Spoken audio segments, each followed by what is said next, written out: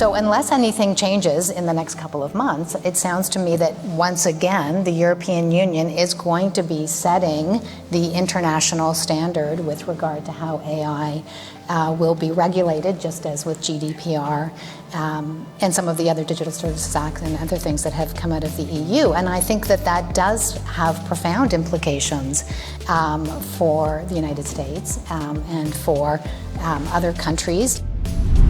Globally, there is a consensus we need to do something around AI. There's a lot of uncertainty about how to do it. And actually, there's a couple of pieces that I think can really help with this.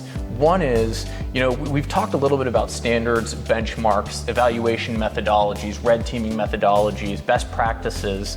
One of the biggest reasons it's hard to regulate AI today, and one of the biggest challenges that the EU is going to face when they try to put the AI Act into effect, is how do you hold people accountable for doing the responsible things when we can't even agree on how you should go about those technically? I think you should focus on areas where there is no one but the government to really solve for the problem. And one of those areas, which I think it's going to rear its head in a very dramatic way very soon, is in misinformation, disinformation, dealing with campaigns. We can all imagine what could happen, and it's not just the emergence of fake news or deep fakes that influence outcomes, so on and so forth. But actually, I think what we might see emerge is people claiming that something is synthetic media when it's in fact not.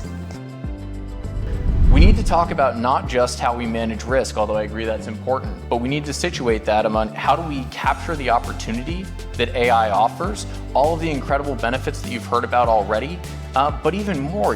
We've talked about healthcare, but also predicting and preventing natural disasters, increasing resource efficiency, even things like, we often talk about algorithmic bias, but I think we miss out on the opportunity to improve on historical biases through AI, to better identify them, and over time to learn to build systems that can be less biased than human decision makers. That's a real opportunity.